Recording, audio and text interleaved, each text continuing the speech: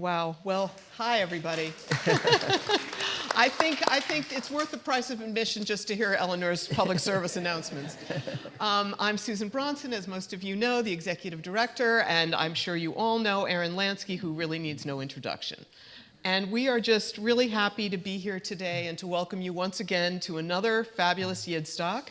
And it's always a pleasure for us to take this time to talk together and tell you a little bit about what's happening here at the Yiddish Book Center and where we're going for the future, since so many of you are so invested in our work. So, and since Susan and I only spend about an hour and a half to 2 hours a day talking as it is, so, yeah. so it's yeah. So, you know, I thought we'd start, Aaron, by acknowledging how the pandemic catapulted us all, many organizations, not just the Yiddish Book Center, into a whole new landscape. You know, we launched all our virtual public programs, which I hope many of you have seen and continue to watch. We created a lot more online educational programs, and we had to make all kinds of speedy transitions. And it reinforced our dedication to our digital collections and what we've been working on for so many years, which is to make our work accessible online. But many of you probably just recently received an appeal letter from Aaron Lansky talking about our Universal Yiddish Library project. And I really see that project, as I know you do as well, Aaron, as in many ways the culmination of what you started out to do, which was to rescue Yiddish books. So I thought we would start by talking a little bit about that project, what it is, why it's so important, and how it kind of cements the legacy of the center's original mission, which was to rescue the books. Great. So first I have to say, I love your choice of the word catapulted, because that's very much what it felt like at the start of the pandemic. It was, I don't have to tell you this, it was awful. It was awful for absolutely everybody in every possible way. And we made the decision at 5 o'clock in the morning, to close our doors, and it took a whole day to do that. But by that Monday, we were already back up and running. And one of the things that kept us going, I mean, we had a lot of advantages. We had no debt, we had a decent enough endowment, we were able to get through, we didn't have to lay off staff, at least not immediately. We managed to come out in pretty good shape. And some things really changed, though. So I'll get to the books in one sec. But that next week after we had closed our doors, we had a program scheduled. And it was a discussion of a really, really obscure subject. It was like, I might get this wrong, but I think it was 7 different versions of a 6-line Yiddish poem by Aaron Zeitlin. Not quite the right numbers, but that's okay. Something like that. It might have been flipped, but it was something like that. How should I say this politely? It wouldn't have packed the house, you know, the program like that. And, but we said, well, we'll just do it online. When the program went up online, we had over 900 people tune in that day. So you know the expression in Yiddish, say, "Azoi kochen lakshen," that's how you cook the lakshen, you know, the noodles. It became apparent that we were going to have to do everything differently. But it didn't necessarily mean a catastrophe. I only thought that for like 10 minutes or something. And then quickly we realized that there were opportunities in all of this as well. And one of the great advantages we had, as Susan alludes to, is that we had already digitized most of our collection. And I just have to say, you digitized the collection because you paid for it. So thanks to all of you. That was that was an extraordinary act of prescience, on the part of all of us, I think, to have done that so far in advance of the calamity. We certainly did not have a pandemic in mind when we started digitizing books. We just didn't have enough copies of a lot of books, and that was the best way we could think of to make them available. But once we closed our doors, it sort of almost didn't matter. We had literally one staff member, Amber Clooney, was working at home. We had already put all the systems in place, and she kept us up and running throughout the entire pandemic. So through that whole period, 24 hours a day, anybody could go online and download Yiddish books. And they did in numbers. I think our demand doubled almost overnight. So that was a huge head start. The other program, though, is what we're calling the Universal Yiddish Library. I'd love to tell you that we did that because of the pandemic also, but we didn't. That's been in the works for maybe 8 or 9 years now. We've been talking about this and dreaming about it. The basic idea was that we don't have every Yiddish book. This, I know, will come as a shock to some people because we have a lot of Yiddish books. Literally right behind us here is an underground repository packed up with books, and about 30 miles from here is our what do we call it, a secure undisclosed Yes. location, right? Yeah. A big modern commercial warehouse space where we have more or less pro bono storage for more Yiddish books than you ever knew existed. But even with all of that, we don't have enough copies of a lot of critical titles to go around, critical titles. And there are many, many titles that we just never have found. And at this late stage, though, we should mention that we collected during the pandemic. We collected more books in 2 years than we had done in 10 years previous to that. Yeah, that's what I said too. It's amazing. My assistant, Suzanne Rubenstein, is the one who would get the calls. All the staff were home, but the phones, we had all this in advance. We set it all up. So they took calls at home. Suzanne said it's amazing. She says usually she gets like 3 calls a week for people wanting to donate books. She was getting 4 or 5 calls a day. And he said, and usually she talks to people for 5 or 10 minutes. Every conversation was at least an hour because people were home and they were stuck and they were isolated and people wanted to talk. And so the books kept coming and coming and coming. But even with all of that, we simply don't have a lot. Nobody knows for absolute certain how many Yiddish titles there are in total, but we think it's something like 45,000 discrete titles. I've heard the figure 60,000 as well, but we don't know. But we have perhaps 18,000 discrete titles here. And so that's a lot of titles we don't have. And at this stage of the game, although we found a lot of books that we had never seen before, we're not going to find all of them by any stretch of the imagination. So our dream was, well, this is, time to do something completely different. And with the pandemic, helped that to happen. Does anyone know the expression in Yiddish? You say, Jeder macht Shabbos für sich. What's it mean? Yeah, everybody makes Shabbat by themselves. And that was kind of the ethos of the Yiddish world. It's the ethos of the whole world these days. But, there's a lot of division and a lot of balkanization. But we thought we had to do something totally different and actually cooperate with one another. We can't afford the luxury of that kind of contention. And that what we had to do is combine our resources. And if we did that, we probably could put together most of the titles in the whole world that were ever published in Yiddish and make everything seamlessly available online. So you'd go to a single repository and everything's just there waiting for you. So that's what we started to do. We had 4 wonderful partners, the National Library of Israel, who stepped up to the plate and changed their cataloging and put out a listing of all the holdings in everybody's library so we could figure out who had what. And then the New York Public Library and the YIVO Institute for Jewish Research. So the 4 of us together are combining our holdings. And I have to preface this by saying, Mirz Hashem, if all goes well, in about 2 years? Yeah, less than that probably at this point, yes. Yeah, I don't want to get people's hopes up Oh, prematurely. no, I know we're well on the way. Yep. We're really working hard at this. And so in about 2 years' time, it'll be our 45th anniversary, right? Mm-hmm. And to celebrate that, you'll be able to then go online, and pretty much every Yiddish title that has ever been printed is going to be available on your screen. You can type any kind of search you want. It'll pop up. You won't even know initially what library it comes from. For the end user, it's simply a single repository. And Yiddish will become, you ready for the drum roll on this one? Yiddish at that point will become the first completely accessible literature in human history. So, yes. Pretty good. Pretty good. And one other element there that you didn't mention, Aaron, is that in the last few years, some of you have already also probably heard about the project that we launched to create Yiddish OCR, Yiddish Optical Character Recognition, which enables you to search books not just by title, but by keywords. So you have a word of any name, any place, and type it in, and every single book where it appears and the page on which it appears will come up on your screen. This is right now. This has happened now for our own collection, and what will happen with the Universal Yiddish Library is that is going to be the case for all of the books that are part of the Universal Yiddish Library. I have to say, it made us very popular when we approached other libraries to work with us. Yes. And actually now some other very major libraries have asked to join in as well, but we got to get the main We're doing the main thing first. So this is really revolutionary, and I mean, you can imagine, for a scholar who's trying to do research on a topic, you'd have to, look, I have a doctorate in history. I mean, when I used to go through the microfilm, you're looking. This is like you type it in, and what you're looking for comes right up. So it's truly an incredible project and a really exciting one for us. Yeah. Are we taking questions yet? Or do you I want to think wait we should wait till the end for Peter, questions, if you don't that. mind, because otherwise we could be off on. We have a lot to get through. All right.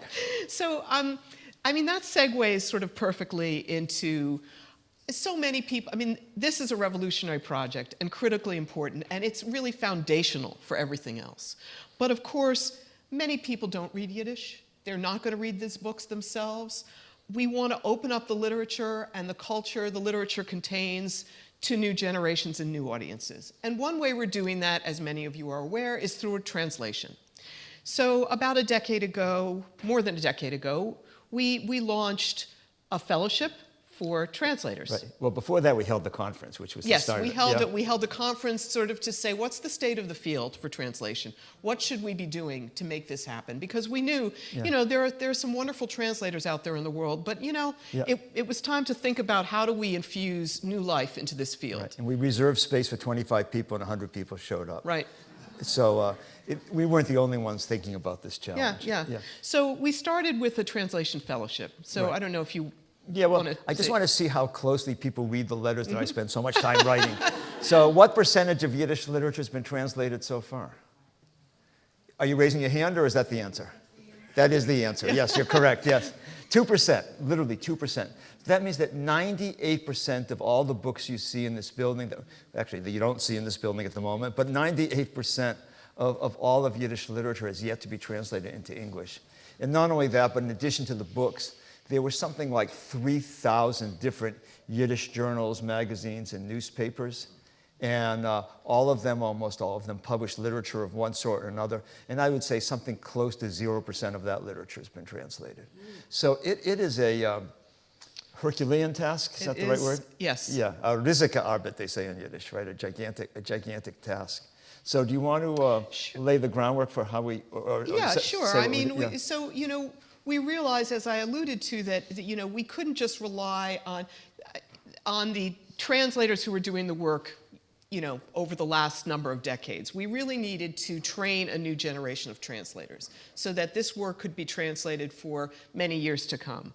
And we launched a translation fellowship program. That was a little more than a decade ago. And since that time, we've trained more than 80 translators. I actually just spoke to our people yesterday. Is it now 90? Yes. Okay, we're working with old numbers. Yeah. We'll say, as Aaron likes to say, they don't give up their day jobs. We give them, it's a year-long fellowship, but they get a stipend.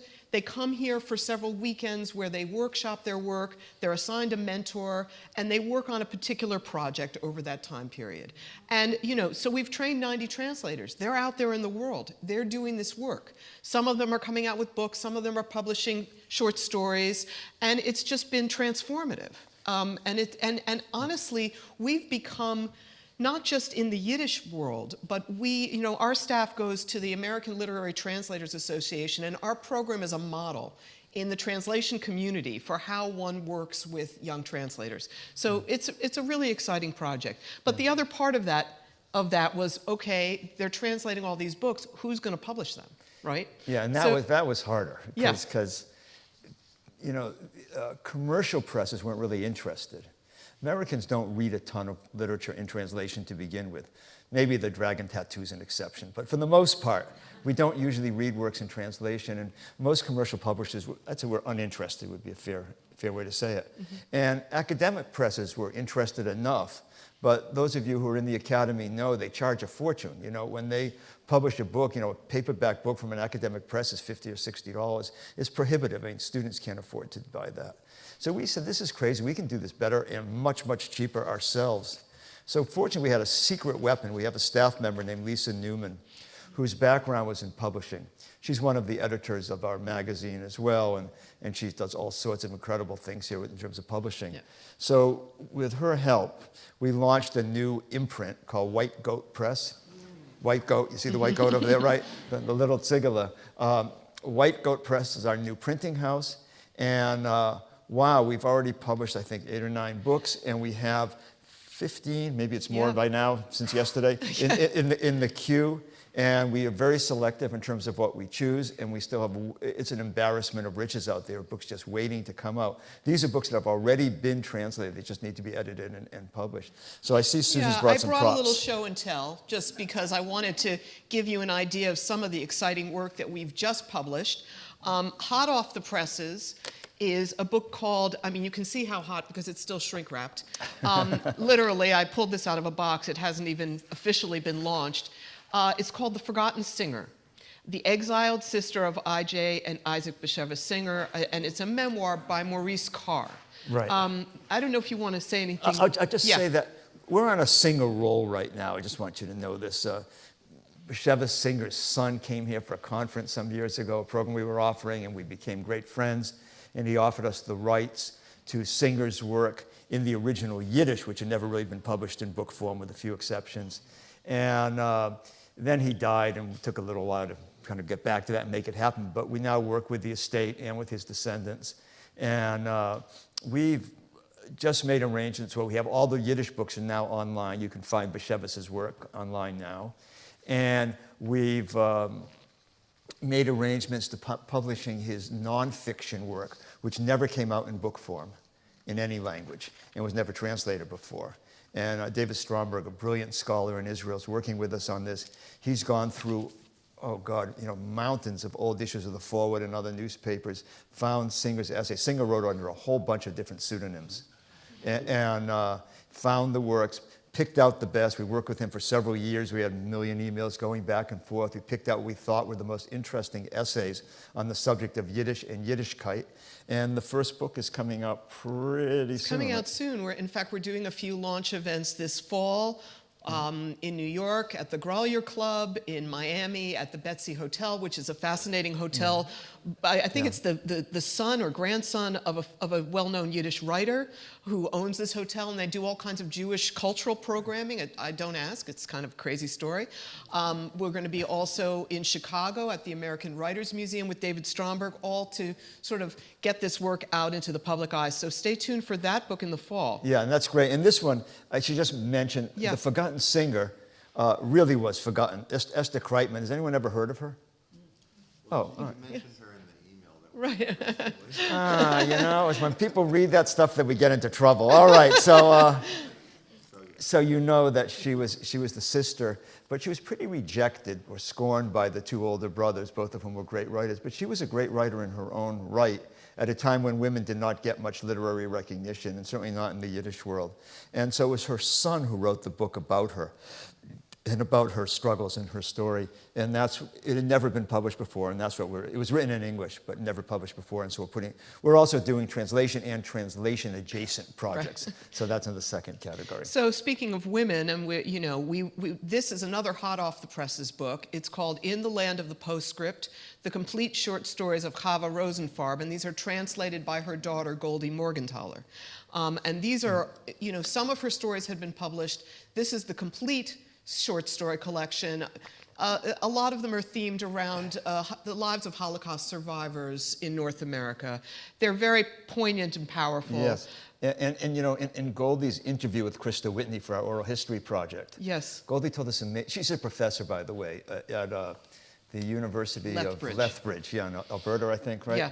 And she said that when she was a kid, she was growing up, and she was very, very jealous of her mother's literary career. Her mother wrote constantly. This was after the war, and the mother was writing these stories about the old country. And she said she was so jealous that at one point she took a whole pile of her mother's manuscripts and threw them down the incinerator. Fortunately, the incinerator wasn't fired up that day, and they were able to get them out. But it's a wonderful metaphor for a whole generation, I think. Relationship is complex. And, but eventually she started reading her mother's work and realized how really great it was. And now she's become her mother's major translator. And this book will also be noticed. These stories, these actually take place in Canada, right? These yes, stories. they do. Yeah. Mm-hmm. But they're post-war stories. But I think you'll be very impressed when you get to read that as well. So I'll show a few more, even though there's, this is another lovely little book by another woman, Deborah Vogel, who was a Polish writer who died in 1942. a nice collection of some of her essays and poems and works. And it's just another way of just recovering some of these women's voices. I don't know how many of you were in David Mazower's talk earlier about the exhibit and how we're trying to recover women's voices and give them their due, and this book is another one of these. This came out a little while ago, but it is yet another example of a woman writer in Montreal, Ida Maza, who was better known as a poet, but who wrote an autobiographical novel called Dina, and was translated by Yirmiyahu Aaron Tob, and it's a lovely, it's written like an autobiography, but it's loosely based on her own childhood. Yeah, it's deceptively simple and very readable. It's really lovely. Yeah. And then I'll just show you this one's not deceptively simple. No. Yeah. Well, first I'm going to.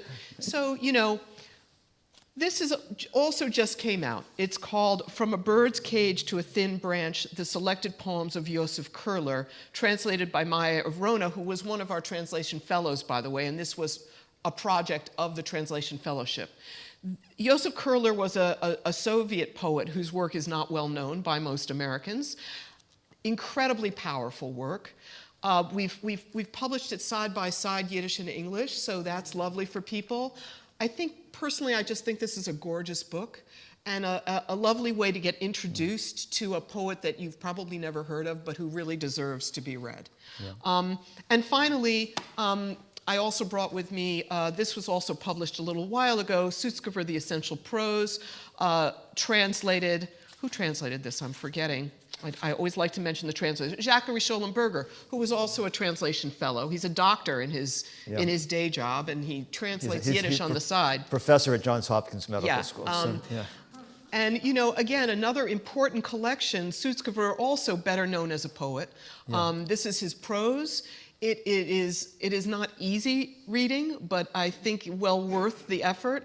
And by the way, we have a lot of resources about many of these books on our website.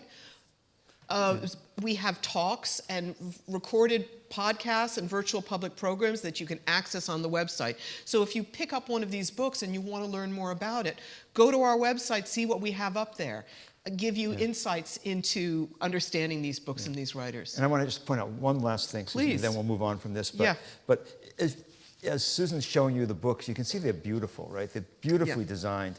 We have a wonderful designer that we work with who comes up with this, and we do that very deliberately. My own teacher, Ruth Weiss, once told me that her mother, who was an immigrant from from Warsaw and then Czernowitz, Vilna and then Czernowitz, her mother used to say that it's very important that Yiddish travel first class.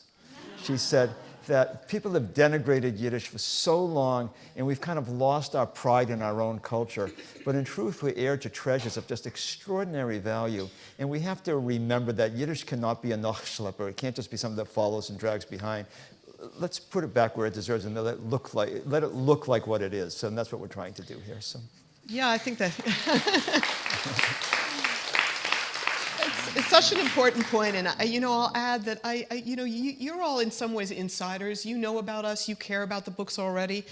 People come in, they see all these books, and they're like, they had no idea that there are thousands upon thousands of books written in Yiddish. And when we put these out, I mean, people had really no idea. Many Jewish people have no idea. So I think it means a lot to put these out in a way that is accessible. And also I'll say, we're trying to bring this work into classrooms. And so I'll get to that, but there's a couple of other ways that we're trying to get this work out. We have a book club. Some of you might be members of the book club. We're still working on the best model for that, but it's a way of making sure people read the books, getting them. How many members so We far? had about 1,400 members signed up this year for the book club. Isn't that amazing? And then we launched a public library program because we want everyone to be reading these books. And so we launched a program where we selected 30 public libraries from more than 100 applicants all over the country. I mean, literally all over the country, from small towns in Michigan, small towns in the South to, big cities, and from communities with large Jewish populations to communities with very few Jews. And the theme of this year's program is called Stories of Exile. And the idea was we're sending each library multiple copies of 3 works of Yiddish literature and translation that relate to the theme of story of exile. Now, of course, that's a lot of Jewish stories relate to the theme of exile. And we asked them to pick at least one book from another culture that also relates to that same theme. And in doing so, we're trying to create an entry point and an understanding that these are universal themes, these are themes of humanity, and these are really, we can bring Yiddish literature into this conversation alongside books written by Native Americans or African Americans or, you know, so many other immigrant cultures who have gone through many similar struggles. So that's an exciting program, and the librarians came here, Aaron, I don't know. Yeah, I was going to say that. I've always loved libraries. My mother came from Fall River, Massachusetts. She grew up in a very, very poor family, but she was an avid reader. There were 8 kids, and she used to go every day to the Fall River Public Library, but it didn't say Fall River Public Library on the door. It's still there now, and it says the People's University.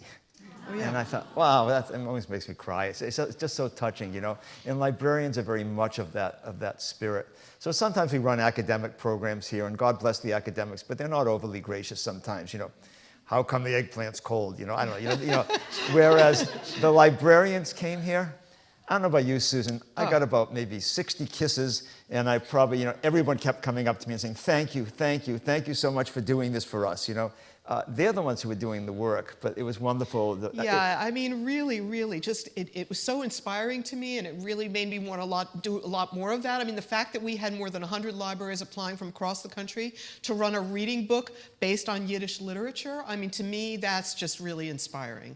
And the fact that they are so excited to be engaging with these books and with the topic, there's so much potential to put these works out into the wider world and to let people know that this is a great world culture and deserves to be understood and deserves to be read. So, segueing on, as we must, this is like a forced march through the Yiddish Book Center I love program. every second of it. It's okay, yeah.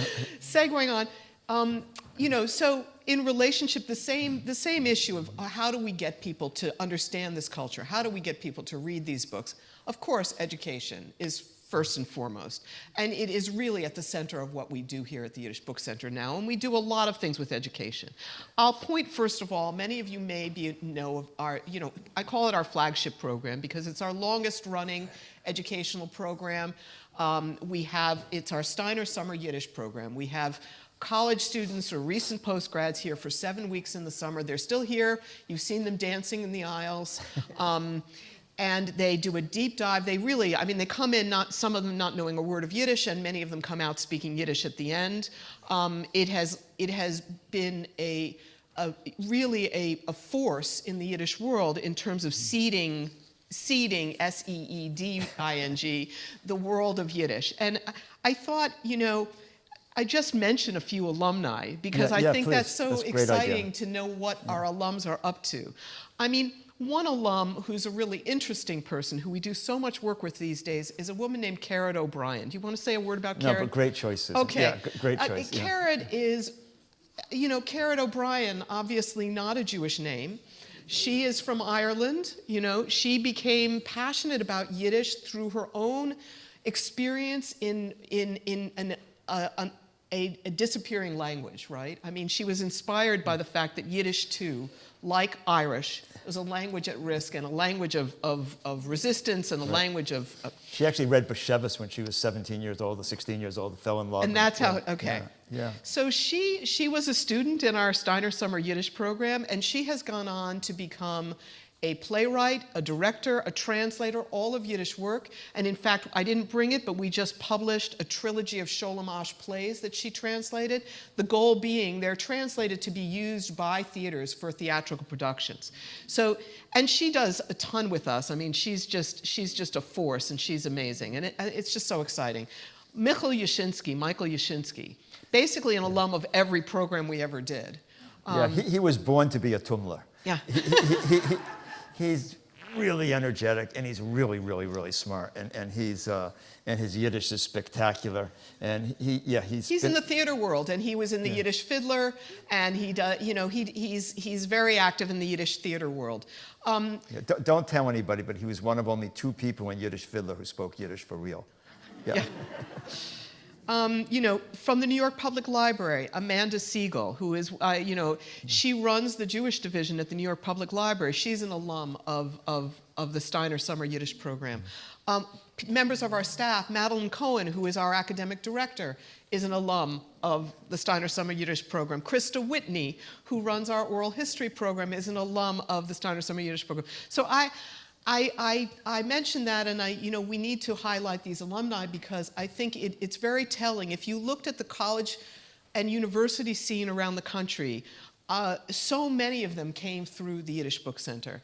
Yeah. I sometimes struggle, particularly with institutional funders, major foundations, and they say, you know, this isn't, what you're doing, it's not big enough. Like, you're not reaching enough people. And I say, oh my gosh, how can, the impact of the center's work over time is really not measurable in the sense of saying, okay, yeah, it's true, we don't have 1,000 students in our summer program, but over 43 years, we have 1,600 alumni. We've done a heck of a lot. Yeah. So that's the Steiner Summer Yiddish program. The Great Jewish Books program high school program is another program that we're very, very proud of. Yeah, that's one of my very favorite programs, actually. Some years ago, we wanted to try to. We said, this is crazy that kids go to Jewish schools in America, day schools, and they never, or almost never, encounter any work of modern Jewish literature. The word Yiddish is never, ever mentioned. It's like it never existed. It's been wiped out of Jewish memory. And, you know, they have less chance of encountering a work of modern Jewish literature at a Jewish day school than they would in public school. So it's not taught. So Susan and I had the brilliant idea that we would go and speak to the head of all the Jewish day schools, who sets curriculum for Jewish day schools, and that once he listened to us, he would understand what they're missing, and that they would then integrate. We were so rational. It was such a good argument. And I said to the guy, I said, can you imagine if you sent your kid to public school and they said, okay, we've changed our policies, and from now on, we're only going to read literature as far as Chaucer, but no writer after that. So that's what we do in the Jewish world. It's exactly, almost exactly what we're doing in the Jewish world. And so he kind of conceded, yeah, that probably doesn't look so great. So then he said to us, after a few weeks, he called up and he said, I'll tell you what, he said, we agree, you made a very compelling argument, and we're going to give this an hour. We're going to give modern Jewish literature an hour. And I was like crestfallen. I said, that's it, an hour a week? And he says, no, an hour a year, without a trace of irony, he says this, you know. So that was the point. Susan and I just looked at each other, forget it, we're on our own, we're doing this ourselves. And so we started this program to bring high school students here, forget about the structure of the schools and all that, just bring high school students here to learn about modern Jewish literature. And our friends, Arnie and Walt Winchell, are here today. I believe they are. They're hiding in the back, helped to fund that program, and it just completely took off. And I wish you could be here when the students arrive, just to see not only their enthusiasm, but just the rigor with which they approach the subject. You know, they're really fun, and they're funny, and they're lively, but God, are they great students. You know, they really, really take it seriously. And that's also been transformative. And Susan, I think the best part is they go on to all our other programs. Yeah, and, you know, I'll say something else about them. I mean, as you are all well aware, I mean, the nature of the young Jewish community is much different than it was, say, in my generation. A lot of these kids come from a very diverse backgrounds. Some of them have been deeply embedded in the Jewish world. Others have had almost no exposure to any Jewish education. Many of them are from intermarried families. Some of them are from interracial families. It's a very, very diverse group. And what they come out often saying is they've often felt not comfortable in other Jewish spaces. They're not Jewish enough. They don't know enough. And this was a space where they could explore their Jewish identity through this literature and have these conversations with their peers in a way that was open and accepting, and it brings them to a new level. I'm going to read we commissioned an evaluation of the program after a decade, and just got that evaluation back a few weeks ago, and it was really stunning for us to see in front of our eyes. You know, we talk about impact, and we know that these programs have an impact, but to have it reflected back to us on how meaningful this program was for these students, I'll just read a couple of quotes. Good. By raising my awareness and appreciation of Yiddish culture and the abatement of the Yiddish language in America, the program helped me to have a much clearer understanding of American Jewry and the American experience of many Jews of my grandparents' age who grew up children of immigrants. Understanding Yiddish culture is imperative to understanding the story of American Jewry. I mean, this is from an alum who bothered to respond to this survey. This was a 2013 alum who responded to a survey about the program 10 years later with that reflection. To me, that's also incredibly powerful. They were here, these kids are here for 1 week, and it has a real impact on them even over many years later. Here's one more. The Yiddish Book Center has been for me, and I know for many others, a place where young American Jews with 2 Jewish parents or 1 or half of 1 can connect in a comfortable and exciting way to their Yiddishkeit. There are few non-religious spaces like that, so all the opportunities offered at the center are rare and wonderful to the young American Jews who are trying to figure out who they are and what kind of Yiddishkeit they feel connected with. I could read more. Oh, here's one more that I'll just do one more because I just love these. Maybe it's because, you know. You're starting to sound like David Mazawa this morning. Yeah, this is it. Yeah. Just one more. Well, you know, when you work on these programs and you're embedded in them and you're trying to keep them funded and you're trying to keep them going, when you get this back, it's extremely rewarding. Since participating in the Great Jewish Book Summer program, I have read more Jewish and Yiddish literature. I have also started learning Yiddish, in part to reconnect with my roots, since the last people in my family to understand Yiddish were my grandparents. I feel more deeply connected to my ancestors, to the experiences they had and the world they lived in. There are a lot of connections between the texts we read and the world we live in today.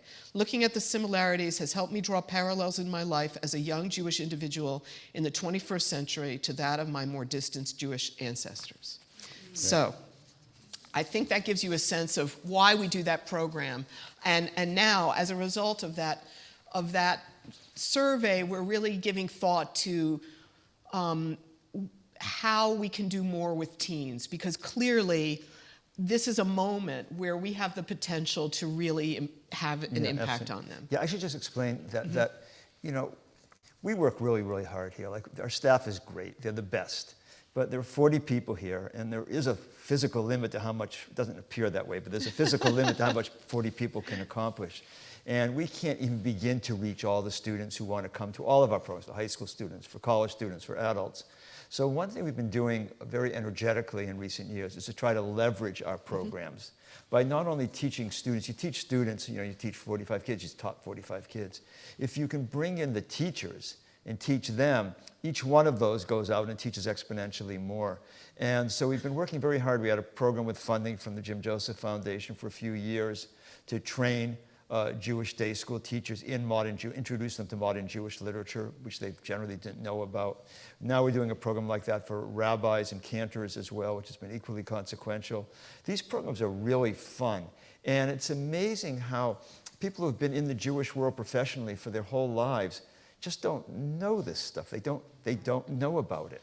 And it just blows them away, and it just opens up all new possibilities for them as well. So our problem is not that we have a dearth of resources, or we have a dearth of content. Content we've got in droves. What we have a dearth of is just knowledge about the content and awareness that you can go get it and we can make it available, and people can read it and debate it and explore it, and then let it foster new creativity. So let's talk. I mean, let's talk. We haven't given up on Yiddish either, the language. Oh, right. Yeah, yeah. And I think many of you probably know that a couple of years ago we published, Asya Weissman-Schulman, our intrepid director of our Yiddish Language Institute, spent many years developing a new, 8 who's years, counting? Yeah, yeah. Who's counting, Yeah. developing this new Yiddish language textbook in Einem, which you might have seen or might already own. Yeah.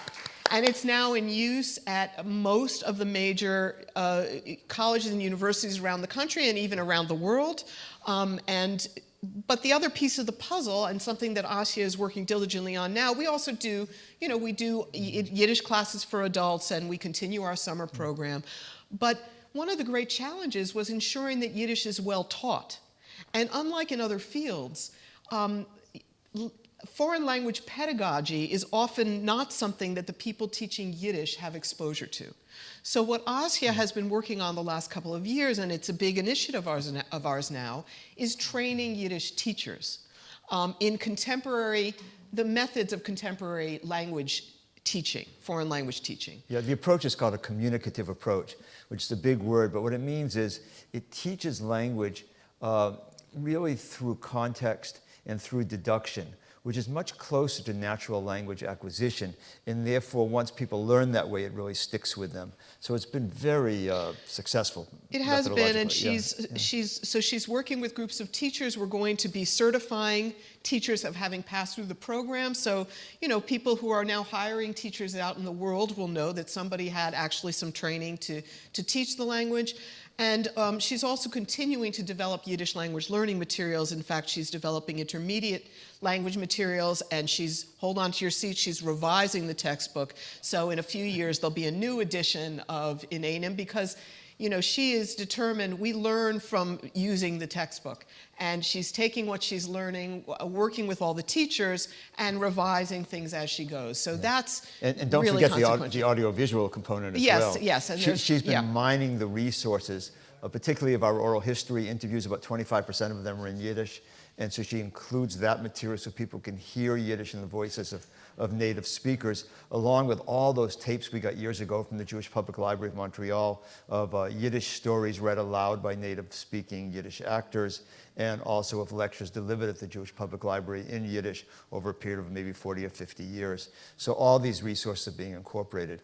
And what the Yiddish Book Center does, as I said, we are not all making Shabbos for ourselves anymore. It was a foolish thing in the first place, and we definitely can't afford it now. What we're doing is acting as a hub to help people work with one another and share resources, and I think that's a really good way to go. So you mentioned the Oral History Project. I want to make sure we cover that, because that has become a huge part of our work. How many of you were in Krista's talk on the first day of Yidstock, the film? Okay, not very many, because it was early on in the program. So I don't know, Aaron, do you want to? Yeah, how many of you have met Krista? Do you know who she is? Only a few. Not very many. So Krista Whitney. An alum. Yeah. Krista grew up in California, Northern California, and not Jewish in any way. And she went to Smith College to study dance. And she took a course with Justin Cammey, who had also studied with Ruth Weiss. He's a professor of Yiddish literature there and Jewish literature at Smith. And Krista was just smitten with the literature. She just really spoke to her in a very direct way. And she became a Steiner student here and was really turned on. And then she went off on her own and went to Vilnius, and studied Yiddish intensively. And then she came back as one of our first cadre of fellows, of these year-round fellows, the very, very first year we did the program. And I must admit I was a little naive at the time. And I sat down with these three spectacular fellows. One was from Argentina that year. Remember, they were amazing, just the three of them. And I sat down with them and I said, okay, you're here for a whole year and you're each going to work on a major project. What would you like to work on? And Krista said, I'd like to work on oral history. And my first reaction was, well, that's great, but we don't do oral history here. But then I caught myself, thank God, at the last minute. And I said, oh, really? And she said she didn't think it was enough for us just to save Jews' books. We really needed to save Jews' personal stories as well. That people, you know, everybody's like the ancient mariner. You know, they have a story they just have to tell and have to get out of them. And she was very perceptive in that. She told me at one point that when she was in high school, she was the kid that everybody would go to tell their secrets. And that might sound funny, but she has something about her. She's very quiet, very dignified, and she just sits there and people open up. And she said the fact that she's not Jewish actually, I think, was a virtue. There's an expression in Yiddish, they say, a gast auf a mile seht a mile. A guest who's here for a little while can see a mile. And she's able to ask more naive questions. In other words, people will take the time to explain things to her, even though she knows much more than most people these days about Yiddish. Her Yiddish is totally fluent now. But she's a great listener, and people just open up. She said the first 15 or 20 minutes of every interview is useless because that's when they tell you all the things they wanted to tell you. She says, but then they kind of open up, and then they kind of drop the defenses, and then it just pours out of them. So if you haven't done so, you should go online and listen to some of these tapes. There are now, what, 1,400 of them, I think. So we've collected roughly more than about 1,400 interviews. They're each 1 to 2 hours long, so this is thousands of hours. They're from all over the world, as far afield as Australia and South America, Europe, Eastern Europe. And they're from people, very diverse, celebrities, ordinary people, descendants of Yiddish writers and cultural figures. It's a very important collection, which is only going to become more important over time. By the way, many of them are in Yiddish, and we've had 2 grants from the National Endowment for the Humanities, through which we've been able to transcribe a lot of the interviews and link the transcriptions to the interviews themselves. So, like the books, you can search by, let's say you're looking for someone who's talking about a particular place or a particular topic. You can type that in and it will take you to the place in the interview where that person is talking about that topic. So it's really quite extraordinary. Literally, the movie shows up on the screen. Yeah. Yeah. It's really quite an extraordinary collection. We also have excerpted a lot of the interviews. So in other words, in many cases, I'll use the case of a very famous interview, Leonard Nimoy, the interview with Leonard Nimoy. If you go to the interview, you don't have to watch 2 hours. You can look at some of the excerpts, which are some really interesting and entertaining parts of the interview, just to get a feel for it. And these are being used in classrooms. I was just talking to Hankus Netsky today, and Hankus says he uses this in his teaching all the time. So it's just emblematic. I think it's become a really central piece of what we're doing, and I think ultimately just as important as the books in many respects. Yeah, when Nimoy had worked with us for a number of years, we did a program for NPR of Jewish short stories read aloud by Hollywood actors, and he ended up being the host of the series. And he was a native Yiddish speaker. He started his career under Marie Schwartz before he went to the Starship Enterprise. He was very into all of this. And when he died, my daughter Chava was at Barnard at the time, and she called me up. She said, "Daddy, I don't know if you heard, but Leonard Nimoy died." I hadn't heard. So I went to the Times website to see what had happened. And on the front page of the Times website was an embedded clip from our oral history interview with Nimoy. So this is happening all the time now. There are these interviews are being used in documentary films, they're being used in classrooms, they're being used in books. And in our own films. The first feature-length film from the collection, Wer wird bleiben, which is a Who Will Remain about Avram Sutzkever, has been premiering all over the world. So I can't help but notice that Adrian's standing there. Yes, Adrian is standing there. Yeah. So I wanted to leave time for questions, but Aaron, I'm just going to ask you to say a final word, not a final word, a final word today about why, just a word about why you think all this is so important. All right, but something tells me this is not going to be a final word even for today. No, right, of course. I haven't done anything for the last 3 days but talk. Yeah. I just want you to know I love it. I just love to see all of you in person and to have conversations. It's enormously gratifying, and that kind of is part of the answer to the question. Why do I think all this really matters? It's because, first of all, it's because Jews matter. We are a very small people. You wouldn't know it, but we are a very small people with a wildly outsized role in the story of Western civilization. And we're outsiders. We've been outsiders for several thousand years, and we've developed a perspective. We've developed a point of view which found its expression in the Yiddish language of a kind of marginal and outsider viewpoint, which I think is needed now more than ever. I told you before that we collected more books during the pandemic than ever before. So initially I thought, well, that makes sense, I guess, because people are stuck at home and nobody can go anywhere and they're cleaning house, and so they're sending us their books. But actually I realized pretty early on, as I started meeting the people who were bringing us their books, that there was much more to the story. And what it was that they themselves started to realize, remember what was going on in the world at that point. You had a pandemic that had already killed 1 million people. You had an attempted overthrow of the US government. The whole world seemed like it was off kilter and off its axis. And I think in a time like that, and I don't know about you, but I think we were all unsettled. We all had that feeling in our kishkes that you didn't know what was coming next, and it did feel like an existential, threat.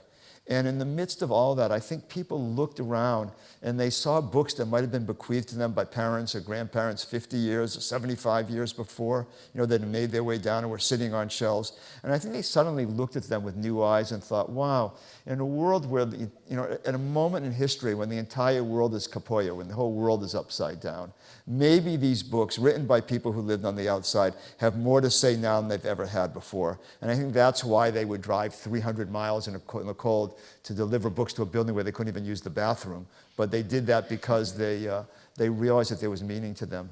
And I think that's probably true of a great many of us right now, that in times of great social change, we look for meaning and we look for precedent, we look for guidance. And I think Yiddish has never had more to say. Perfect, thank you. Okay, so we do have a few minutes for questions. Okay, wow, I guess go ahead, please. But tell us who you are and Yeah. where you're from, okay? Oh, my name is Florette Lynn, and I am from New Jersey, Okay. Westwood, New Jersey. Now, my question is,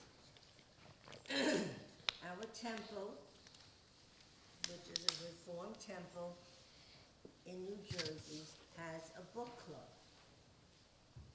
And I have a list of what they want you to read, and they're from all over the world.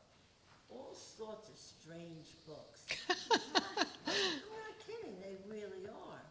Well, how do I get them? To do these books?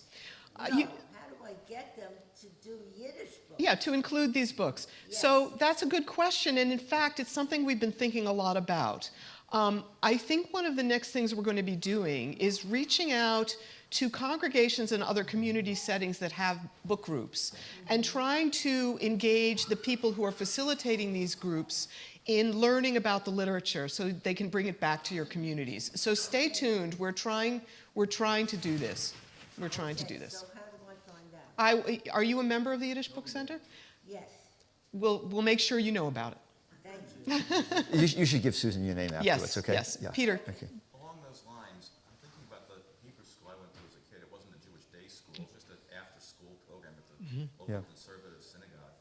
And have you reached out to, Oh, gosh. what kind of, You're all touching on everything that's on our minds right now.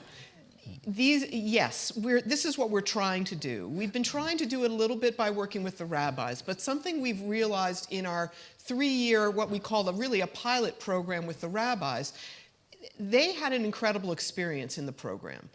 But they are not necessarily the ones that are going to bring this content into the supplemental school or into the adult programming. So in the same way that I mentioned that we're thinking about how to design a program that will engage the people who are, for want of a better word, who are on the front lines in working with the kids in these settings. And for many young kids, this is their only Jewish experience, right? This is the only place they're going to have Jewish education. I mean, the day schools include only a very, very tiny percentage of the Jewish population. And for many kids growing up, they're going, maybe they're going to go and get bar bat mitzvah.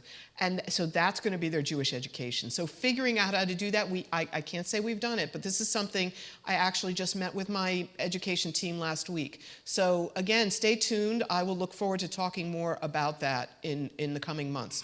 We're really working on that problem because I think for us, figuring out how to make inroads into these spaces where this content is not included and needs to be included is our great challenge. Yeah. And a lot of the traditional curriculum's not working anymore. In Hebrews, it didn't work so great when I was a kid either. But it's not working very well anymore. And I think people are looking. I mean, there are people who are really smart, really terrific people who are working really hard and very. With great sense of kind of devotion and genuine concern to try to make it better, to try to reach kids and turn them on and get people excited about all this. So they have no prejudice any longer. It's not like, a generation ago when I started the book center and I went around to the big Jewish organizations and asked for help to save Yiddish books, they said, "Are you kidding? That's exactly the part of Jewish life we're trying to put behind us, and we want you to forget about it. We'll give you a scholarship, go study in Israel, but we're not giving you money to save Yiddish books. We want to forget about them." That's no longer the case. Now, I think whatever works, works at this point. And I think there's much more openness and much more receptivity. So I'm optimistic about what Susan has in mind. Yeah, I mean, I'm optimistic, but I won't say it's not without its great challenges because I still find, and I'm sure, and Aaron does as well, and I'm sure you do as well when you talk to people about Yiddish, I think, many, many people still don't understand why this why this is important, which it really, as Aaron noted when we talked about great Jewish books, it's crazy. I mean, how do you think you're going to engage a generation in caring about being Jewish and learning about being Jewish if they don't actually know their own history? If they don't, and the history has to go beyond, way beyond just learning either about Jewish religion and about learning about the Holocaust. I mean, you can't build an identity on a tragedy. Kids have to learn about the Holocaust, but they should learn about the whole culture and world that existed that was destroyed in the Holocaust. So it's a challenge, but we're up for it. Here, yeah. So let's see. Yes, mustache. No, go for it. Yeah. Clearly, you've increased all of the online and digital resources that you have. Have you been able to keep up with the hardware, the servers? Oh boy, that is such a great question. Did you pay him to ask this, or yeah? And related to that, off-site backups. Yes. Oh, yes. yeah. So That we I got. will say, we have been. I mean, another example of where Krista, for example, was really so fabulous. I mean, a lot of places collect, they may record stories, but she from the beginning was absolutely diligent about ensuring that we followed all of the best practices for preservation. We do that with our books. Our books are with the Internet Archive out in San Francisco. We also have multiple backups.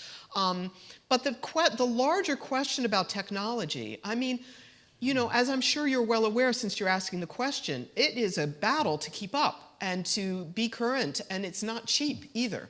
We're currently in the midst of a big project where we're reviewing all of our software, and we're working to update it. And it's hard to go out and raise money and say, we want a new constituent relationship management system. I mean, people don't know. Adrian's shaking her head because she used to work with our system here. Well, she helped design it. So, Adrian, for you, here. We need to reach all our members, and the way we do that is through this system. And it's hundreds of thousands of dollars to replace this system. So, very good question. We continue to work on it. I think actually, for a small organization, we've done extraordinarily well. And I would like to say that everything is safe. I mean, that's the most important thing. Everything is indeed safe.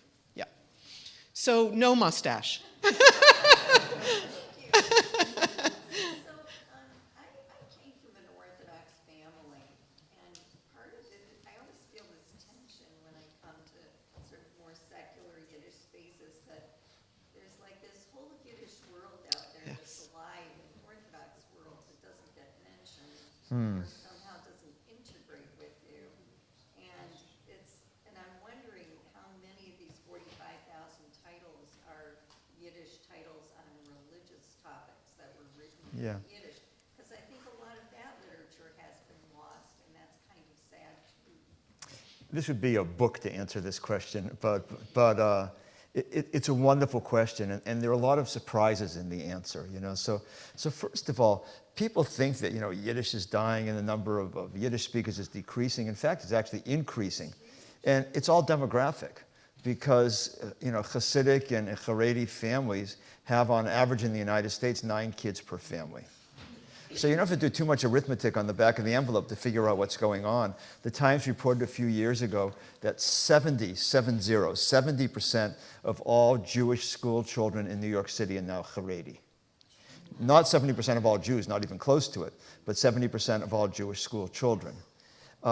That's a real big change. When I was a kid, I grew up in New Bedford, Massachusetts. I never saw a chassid, even though my grandparents came from Hasidic families in Galicia, but we never knew anything about that. They were two very different worlds. And what happened was, after the war, it really did become a demographic transformation. It wasn't a particular idea found traction. It was that the population just grew very, very, very fast. So our friend Zachary Baker, that I think David Mazower mentioned, used to be the head bibliographer at Stanford.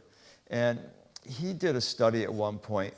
The Internet Archive that hosts our books doesn't track users. They believe in an open web, and they don't do that. But they do track which books are being downloaded. And by studying which books were being downloaded, Zachary came to the conclusion that 50% were being downloaded by Haredi Jews, by ultra-Orthodox Jews. And you might think, boy, that's pretty weird because Yiddish is almost by definition was a modern secular literature. The word, I hate to use the word secular because it's a Christian term, and it's not exactly the right word. In Yiddish, the word is weltlich, which means worldly.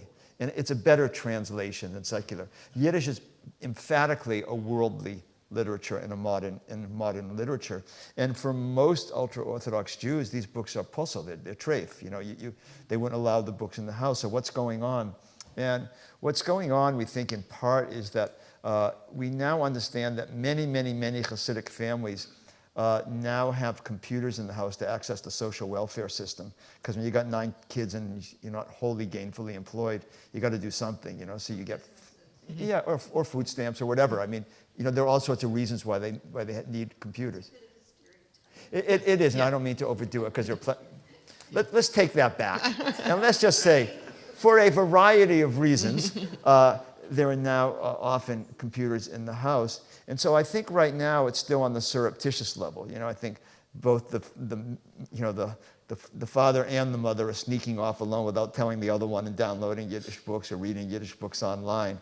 But I like to say that what the Haskalah, what Jewish enlightenment couldn't accomplish in 200 years, the computers might do in 2 years, you know. I don't think that's actually going to be the case. But I do think that there will be a consequence to all this. There will be some effect of all of this. Right now, one of our very best translators is a woman who's a Satmar Chassid. And, you know, she wore a shaitel, but I didn't actually notice that. If my wife had been there, she would have, you know, known in 4 seconds. But I didn't. And she started translating Chaim Grader, one of these unknown manuscripts that was discovered. And I met with her in New York to talk about it. And I said, how do you, Grader was a writer who was full of Talmudic reference and allusion. I said, how do you understand all these very deep Jewish sources? He said, well, this is my world. And I said, you mean you left the Satmar world? Said, no, I live in the Satmar world. And then I said, and it made an even stupider question. I said, aren't you afraid the Rebbe's going to call you in and, you know, and excommunicate you because put you in cherem because of this, that you're reading these books? And she said, that's not, she looked at me like a little kid, you know, and she said, that's not how it works. She said, the very worst thing they can do to you, they can make it difficult for you to get a good shidduch for one of your kids. But her kids were already grown up, and so she became one of our most, you know, active translators, and she's doing extraordinary work. So I don't want to overstate it, but there is definitely, you know, you have a community of people who are speaking this as their primary language. So there's going to have to be some kind of context where that could change. Yeah. Yes. So far they've been writing in English, but I think that it's certainly very possible. It only takes one great book, you know. It only took, you know, War and Peace to kind of make the Russian nation, you know. It only took, you know, Melville to change the way we saw literature's possibilities here. You know, I think that one writer can make a very big difference, and I have hope that. In Yiddish, they say, "Geh sei a Novi," go be a prophet. You know, it's very hard to predict what will happen next. But I think when there's something this good, you can't keep it a secret forever. So. Well, I think we have to wrap up. I know there's a lot more questions. We can't take any more questions now because we have to clear up because we have another program in here. But, you know, such a pleasure to talk with you and to have this opportunity. And, you know, I'll just say, you know, I mean, we'll walk outside. Don't try to ask us questions in here. We'll walk outside. But I'll also encourage you, just spend some time on our website. You will see and learn a lot about what we're doing. You can go down 1,000 rabbit holes on our website, and there's so much great content. Watch our virtual public programs. Lisa Newman hosts the virtual public programs. Listen to our podcast, The Schmooze. It's just there's so many ways you can hear more about what we're doing and learn more about what's happening in the Yiddish world. So with that, we will thank you so much. Thank you.